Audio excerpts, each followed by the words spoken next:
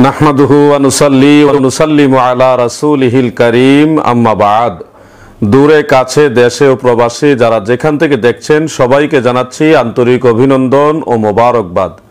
প্রিয় মুসলিম ভাই ও বোনেরা, আজকে কিছু সুধীজনের অনুরোধে এবং ঈমানি চেতনায় একটি প্রতিবাদী জবাব দেওয়ার জন্য বসেছি। সেটা হলো লামাযহাবী তথাকথিত একজন শায়েখ জনাব আহমদুল্লাহ সাহেব, তিনি এক বক্তব্যের মধ্যে বলেছেন কবরস্থানে সূরা ফাতিহা, সূরা ইখলাস, দরুদ শরীফ পড়ে যে দোয়া করা হয় এটা নাকি ইসলাম ধর্মে নেই, এটা নাকি আলেমরা বানিয়েছেন।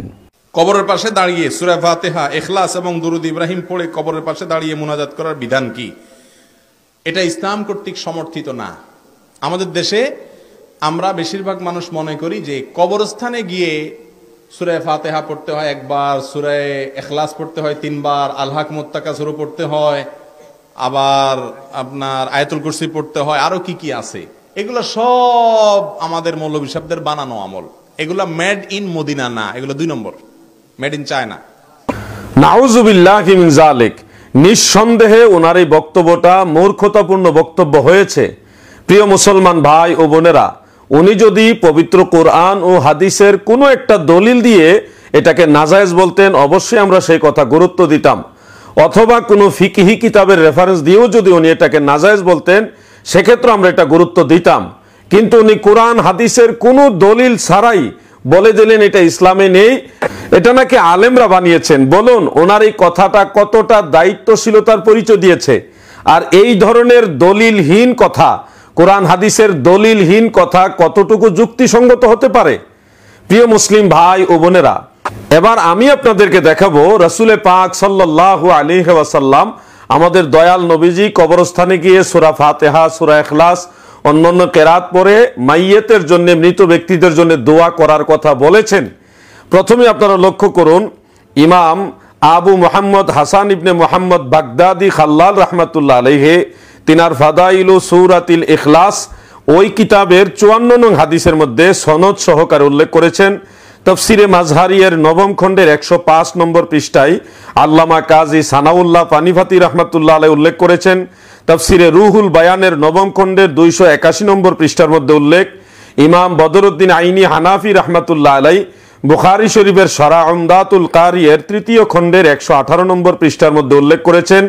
ইমাম মোল্লা আলী কারি রাহমাতুল্লাহ আলাইহি, যিনি ইমামুল হারামাইন, তিনি মিরকাতুল মাফাতিহ সেই কিতাবের 1717 নং হাদিসের ব্যাখ্যায় উল্লেখ করেছেন। আপনারা স্ক্রিনে হাদিসটুকু লক্ষ্য করুন। আন আলী ইবনে আবি তালিব রাদিয়াল্লাহু আনহু ক্বালা ক্বালা রাসূলুল্লাহ সাল্লাল্লাহু আলাইহি ওয়াসাল্লাম মান মাররা আলাল মাকাবির ওয়া কারাআ কুল হুয়াল্লাহু আহাদ 11 মাররাতান সুম্মা ওয়াহবা আজরাহু লিল আমওয়াত উতিয়া মিনাল আজরি বিআদাদিল আমওয়াত। সুবহানাল্লাহ। হযরতে আলী রাদিয়াল্লাহু আনহু থেকে বর্ণিত, দয়াল নবী রাসূলে পাক সাল্লাল্লাহু আলাইহি ওয়াসাল্লাম ইরশাদ করেছেন, আপনারা স্ক্রিনে খেয়াল করুন, আল্লাহ রাসূল বলেন মান মাররা আলাল মাকাবির, যে ব্যক্তি কবরস্থানের পাশ দিয়ে অতিক্রম করবে, ওয়া কারাআ কুল হুয়াল্লাহু আহাদ 11 মাররাতান, এবং 11 বার সূরা ইখলাস সেখানে পাঠ করবে, পাঠ করার পরে বলবে সুম্মা ওয়াহবা আজরাহু লিল আমওয়াত, সেটার সওয়াব সে মৃত ব্যক্তিদের জন্য দান করবে। আল্লাহর হাবিব বলেন সেই কবরস্থানে যত মানুষ শুয়ে আছে ততগুলি নেকি আল্লাহ পাক ওই আমলকারীর আমলনামায় দান করবেন। সুবহানাল্লাহ। এ পর্যায়ে আমি আপনাদেরকে আরেকটা হাদিস শরীফ দেখাবো, যেটা উল্লেখ রয়েছে জগৎ বিখ্যাত তাফসিরে মাজহারিয়ের 9ম খণ্ডের 105 নং পৃষ্ঠায় এবং হাফিজুল হাদিস ইমাম ইবনু আব্দুল বার রাহমাতুল্লাহ আলাইহির আল ইস্তেসকারের 1ম খণ্ডের 184 নং পৃষ্ঠার মধ্যে এবং আত-তামহিদের 20তম খণ্ডের 241 নম্বর পৃষ্ঠার মধ্যে উল্লেখ করেছেন। ইমাম মোল্লা আলী কারি রাহমাতুল্লাহ আলাইহি মিরকাতুল মাফাতিহ সেই কিতাবের 1717 নং হাদিসের ব্যাখ্যায় তিনি উল্লেখ করেছেন। স্ক্রিনে আপনারা সম্পূর্ণ হাদিসটুকু লক্ষ্য করুন।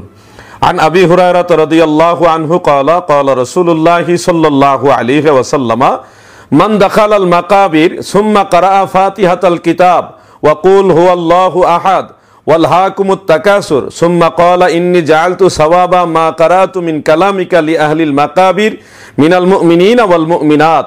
হযরতে আবু হুরায়রা রাদিয়াল্লাহু আনহু থেকে বর্ণিত, রাসূল পাক সাল্লাল্লাহু আলাইহি ওয়াসাল্লাম ইরশাদ করেন, দয়াল নবীজি বলতেছেন, আপনারা খেয়াল করুন, মান দাখালাল মাকাবির, যে ব্যক্তি কবরস্থানে প্রবেশ করবে, সুম্মা কারা ফাতিহাতাল কিতাব ওয়া কুল হুয়াল্লাহু আহাদ ওয়াল হাকুমুত তাকাসুর, এই যে সূরা ফাতিহা, সূরা ইখলাস, সূরা তাকাসুর পাঠ করবে, এরপরে বলবে ইন্নী জাআলতু সাওয়াবা মা কারাতু মিন কালামিকা লি আহলিল মাকাবির, এই কবরস্থানে যত মৃত ব্যক্তিরা শুয়ে আছেন তাদের সকলের আরওয়াহ পাকের জন্য আমি এগুলি পাঠ করেছি, আল্লাহ এটার সওয়াব তাদেরকে দিয়ে দাও।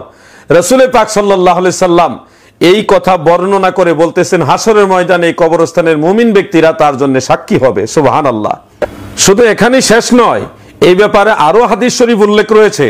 জগৎ বিখ্যাত ইমাম কুরতুবী রাহমাতুল্লাহ আলাইহির আত-তাযকিরা কিতাবের 84 নম্বর পৃষ্ঠার মধ্যে উল্লেখ, এবং তফসিরে মাযহারিয়ের 9ম খণ্ডের 105 নম্বর পৃষ্ঠায় উল্লেখ রয়েছে। ইমাম বদরুদ্দিন আইনি রাহমাতুল্লাহ আলাইহির উমদাতুল কারি শরহে বুখারীর মধ্যে 3য় খণ্ডের 118 নম্বর পৃষ্ঠার মধ্যে উল্লেখ। ইমাম মুল্লা আলী কারি রাহমাতুল্লাহ আলাইহির মেরকাতের 3য় খণ্ডের মধ্যেও এই হাদিসখানা উল্লেখ রয়েছে। আপনার স্ক্রিনে হাদিসটুকু লক্ষ্য করুন। আন আনাসিন আন্না রাসূলুল্লাহি সাল্লাল্লাহু আলাইহি ওয়াসাল্লাম قال মান দাখালাল মাকাবিরা ফাকারা সূরাতা ইয়াসিন খাফফাল্লাহু আনহু ওয়া কানা লাহু বিআদাদি মান ফিহা হাসানাত।